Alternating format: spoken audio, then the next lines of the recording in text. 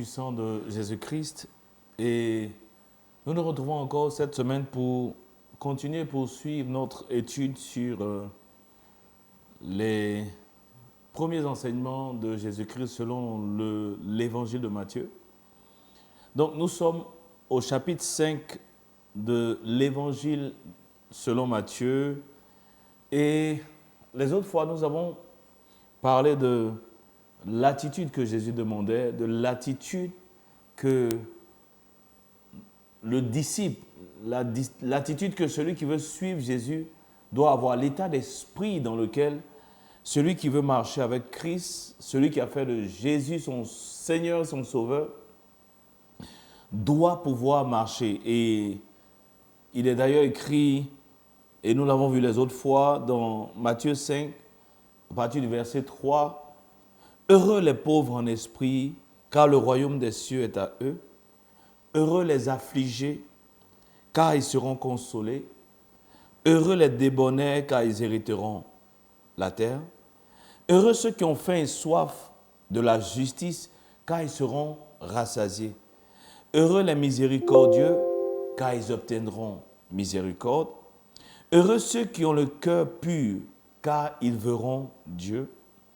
Heureux ceux qui procurent la paix, car ils seront appelés fils de Dieu. Heureux ceux qui sont persécutés pour la justice, car le royaume des cieux est à eux. » Verset 11. « Heureux serez-vous lorsqu'on vous outragera, lorsqu'on vous persécutera, lorsqu'on dira faussement de vous toutes sortes de mal à cause de moi. Réjouissez-vous et soyez dans l'allégresse, parce que votre récompense sera grande dans les cieux, car c'est ainsi qu'on a persécuté les prophètes qui ont été avant vous. » Donc, Jésus d'entrée de jeu donne l'état d'esprit, il donne la pensée, l'état de pensée, si je peux le dire ainsi, l'état de pensée que le disciple, celui qui veut suivre Jésus, se doit d'avoir. Et aujourd'hui, nous allons nous intéresser aux versets suivants, qui sont les versets 13, 14, 15 et 16. Donc, verset 13. « Vous êtes le sel de la terre, mais si le sel perd sa saveur, avec quoi la lui rendra-t-on? Il ne sert plus qu'à être jeté dehors et foulé aux pieds par les hommes. Vous êtes la lumière du monde. Une ville située sur une montagne ne peut être cachée. On n'allume pas une lampe pour la mettre sous le boisseau, mais on la met sur le chandelier et elle éclaire tous ceux qui sont dans la maison. Que votre lumière luise ainsi devant les hommes, afin qu'ils voient vos bonnes œuvres et qu'ils glorifient votre Père qui est dans les cieux. » Nous allons d'abord nous intéresser au verset 13, qui dit « Vous êtes le sel de la terre ». Mais laissez-moi, avant d'aller plus loin, ajouter qu'en fait, être le sel de la terre et la lumière du monde, c'est la conséquence de l'état d'esprit que nous avons cité par rapport à ce qu'on appelle les béatitudes. Donc, celui qui est sel de la terre, c'est celui qui est pauvre en esprit. Celui qui est sel de la terre, c'est celui qui est affligé, celui qui est débonnaire, celui qui a faim et soif de la justice, celui qui est miséricordieux, celui qui a le cœur pur, celui qui procure la paix, ceux qui sont persécutés pour la justice. En fait, c'est cet ensemble d'état d'esprit, c'est cet ensemble d'attitudes intérieures qui font de nous le sel de la terre. Donc, être le sel de la terre n'est pas, n'est pas quelque chose d'isolé. Être le sel de la terre, être la lumière du monde est la conséquence de tout ce qui a été cité avant, depuis le verset 3 jusqu'au verset 12.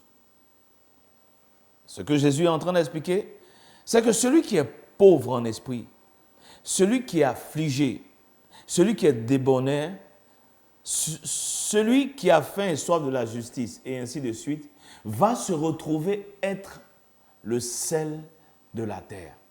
va se retrouver être celui qui conserve, celui qui aide à conserver la pureté. Parce que, en fait, le sel, si nous faisons des recherches, dans le temps où Jésus parlait, il n'y avait pas de congélateur, il n'y avait pas de frigo. Le sel permettait de conserver l'aliment, les aliments dans leur état. Le sel permettait d'éviter la putréfaction de tout aliment. Ça empêchait la pourriture en fait des aliments. Donc le sel permettait de conserver l'état des aliments et l'état de ce qu'on voulait conserver en fait. Donc Dieu a ses lois, Dieu a ses principes, si je peux l'exprimer ainsi, qui ne doivent pas être détériorés, si je peux le dire ainsi. Sa loi ne peut pas être adaptée au temps présent, au temps à ce qui est contemporain, je veux le dire ainsi. Ok. Dieu a dit, si deux hommes vont ensemble, c'est une abomination. Ça a été dit depuis longtemps et ça ne peut pas être adapté aujourd'hui. Donc, quels sont ceux qui sont le sel? C'est ceux qui gardent la pureté de la loi de Dieu. C'est ceux qui n'adaptent pas la loi de Dieu. C'est ceux qui ne rendent pas cette loi circonstancielle, mais c'est ceux qui la gardent dans l'état dans lequel Dieu veut que cette loi soit. Donc aujourd'hui, par rapport à la sainteté de Dieu reste la même, quel que soit le temps, quelle que soit l'époque. Dieu reste dans une sainteté qui ne varie pas, qui ne change pas. Ce qui veut dire, ce que Dieu a appelé péché il y a 2000 ans, Dieu l'appelle aujourd'hui encore péché.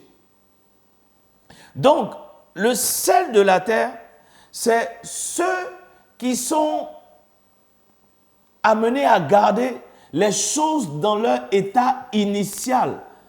Les choses ne sont pas réadaptées à la culture de notre temps ou du temps où l'on est en train de parler. Si Dieu dit que on ne doit pas coucher avec un homme avant le mariage, ça reste valable jusqu'à aujourd'hui. Donc, on ne va pas adapter, même si la société actuelle banalise les rapports sexuels, Dieu reste Dieu. Dieu ne change pas. Donc, ceux qui sont celles de la terre, c'est ceux qui ont faim et soif de la justice et qui sont capables de préserver cette justice dans leur état initial. Donc, ce n'est pas des gens qui viennent, comme on l'a dit par le passé, donner un goût au monde. Non, ce n'est pas vrai. Le monde est dirigé par le péché. Et la Bible est claire par rapport au péché. La Bible dit, l'iniquité va s'accroître. Le péché va aller grandissant. Mais ceux qui sont le sel de la terre, ce sont ceux qui gardent la loi de Dieu telle qu'elle est, d'abord pour eux-mêmes, et telle qu'elle est dans leur sens initial, et qui sont capables de la partager comme elle est présentée par Dieu depuis le départ. Parce que aujourd'hui, dénoncer, par exemple, le péché, les gens vont nous prendre pour quelqu'un qui vient d'une autre planète. Si on vient aujourd'hui dans l'époque où on est, si on vient et qu'on fait des embrassades, quelqu'un pourrait dire, mais c'est rien, c'est rien. Mais les choses sont péchées, pas par rapport à notre époque. les choses sont péchées par rapport à Dieu, par rapport à la sainteté de Dieu. Donc, c'est exactement la même chose par rapport à la lumière. La lumière vient pour éclairer. La lumière vient pour donner la réalité des choses. Parce que lorsqu'on est dans les ténèbres, on ne voit pas la réalité des choses. Donc, par rapport à Dieu, le chrétien doit être celui qui ne s'adapte pas à l'époque, mais celui qui parle des choses telles que Dieu les voit, qui apporte la lumière, qui apporte la vérité. Parce que le monde va chercher à s'adapter et l'évangile ou le message de Dieu ne peut pas s'adapter. Non. Le message de Dieu se doit de rester le même.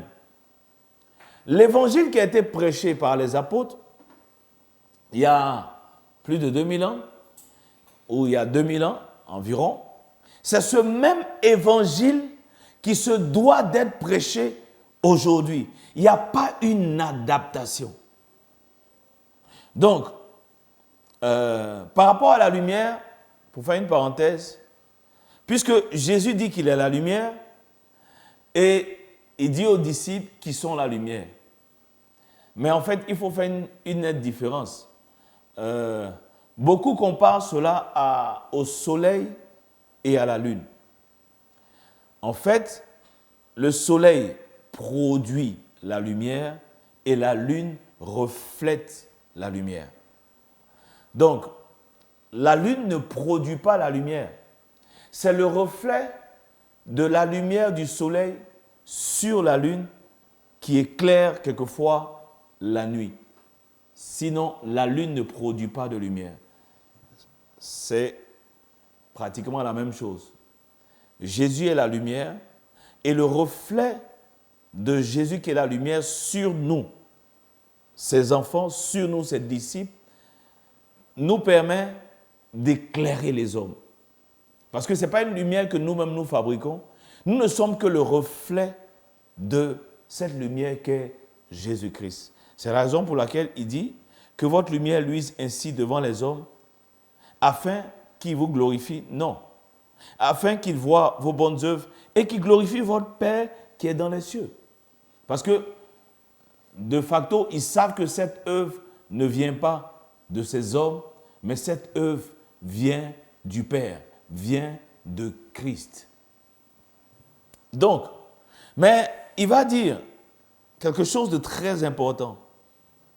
Si un chrétien ne reste pas dans le message initial de Jésus-Christ, si un chrétien veut s'adapter, si on doit adapter le message à notre monde contemporain, qu'est-ce qu'on va faire? On va perdre la saveur. Et il dit qu'un tel chrétien ou un tel message n'est bon qu'à être jeté. Donc, retenons bien, il y a une mentalité que Jésus-Christ attend de ses disciples. Cette mentalité, cet état d'esprit, est ce qu'il cite depuis le verset 3 jusqu'au verset 12. Heureux les pauvres en esprit, heureux les affligés, heureux les débonnaires, heureux les miséricordieux. Voici une pensée, voici un état d'esprit que nous devons épouser si nous voulons être de vrais disciples. En épousant cet état d'esprit, nous allons être pour la terre le sel et nous allons être pour le monde lumière. Donc on ne peut pas détacher, on ne peut pas juste sauter et dire nous sommes le sel de la terre. Non, ce n'est pas possible. Ça veut dire que si nous sortons des béatitudes, en aucun cas nous ne pouvons être sel, en aucun cas nous ne pouvons être lumière. Si nous gardons aussi le message tel que Jésus l'a prêché, c'est ainsi que cette saveur peut être utile aux hommes. Si nous adaptons le message, nous allons perdre notre saveur. Regardez autre chose par rapport à la saveur. La saveur est intérieure. La saveur n'est pas l'extérieur. Donc, nous avons vu que toutes ces attitudes sont intérieures. Jésus va s'intéresser à ce qui est intérieur, ce qui est dans le cœur, pas ce qui est à l'extérieur. Pareil pour la saveur. La saveur ne se voit pas. Est-ce que je dois dire ne se voit pas? Ne se sent pas à la vue. C'est au goûter que la saveur se sent. Ça veut dire, beaucoup, et Paul en parle, ayant l'apparence de la piété, mais régnant ce qui en fait la force.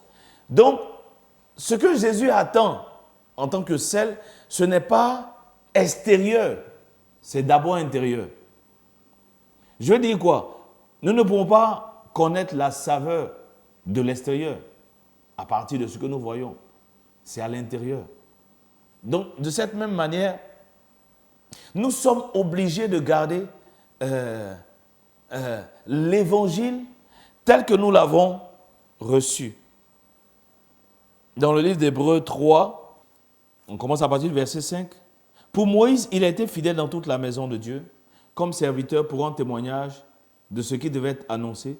Mais Christ l'est comme fils sur sa maison, et sa maison, c'est nous, pourvu que nous retenions jusqu'à la fin la ferme confiance et l'espérance dont nous nous glorifions. Donc, et je crois que c'est dans le livre de l'Épître de Jean, qui dit qu'il nous faut retenir jusqu'à la fin, il nous faut demeurer ferme dans les choses qui nous ont été enseignées. Et nous le disons par rapport au fait d'être sel de la terre. D'être sel de la terre. Nous sommes sel de la terre si nous gardons l'évangile apostolique. Nous sommes sel de la terre si nous gardons la parole de Dieu dans son état initial, sans chercher à la falsifier, sans chercher à ajouter, sans chercher à retrancher pour pouvoir adapter notre message au monde d'aujourd'hui qui est en train de partir à la perdition. Jésus dit, vous êtes le sel de la terre, vous êtes la lumière du monde, mais le sel peut perdre sa saveur et par rapport à la lumière, il dit, on n'allume pas une lampe pour le mettre sous le boisseau, mais on la met sur le chandelier, elle éclaire tous ceux qui sont dans la maison. Donc, la vérité que l'Évangile apporte n'est pas une vérité que nous cachons, que nous gardons. C'est pourquoi, lorsque vous regardez au verset 10, il dit « Heureux ceux qui sont persécutés pour la justice ». Parce que on peut être emmené à vouloir maquiller cette vérité, ne pas vouloir la dire parce que les hommes risquent de nous persécuter. Non, une vérité doit être exposée. Une vérité doit être ouvertement répandue. La vérité de l'évangile ne doit pas être cachée, ne doit pas être enfermée.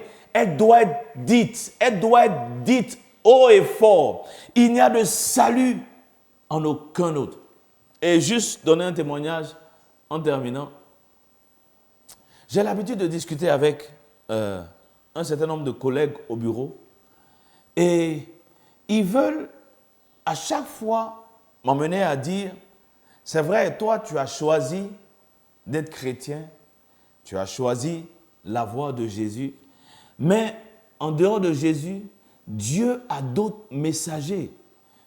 Et il faut que tu puisses respecter ces messagers qui sont à la base de d'autres religions. Et je le dis, quel que soit ce que ça peut me coûter, il n'y a de salut en aucun autre. Jésus-Christ est le chemin, la vérité et la vie. Jésus-Christ n'est pas un chemin. Jésus-Christ est le chemin, l'unique chemin. Il n'y a pas d'autre chemin. Jésus-Christ est la vérité. Il n'est pas une vérité.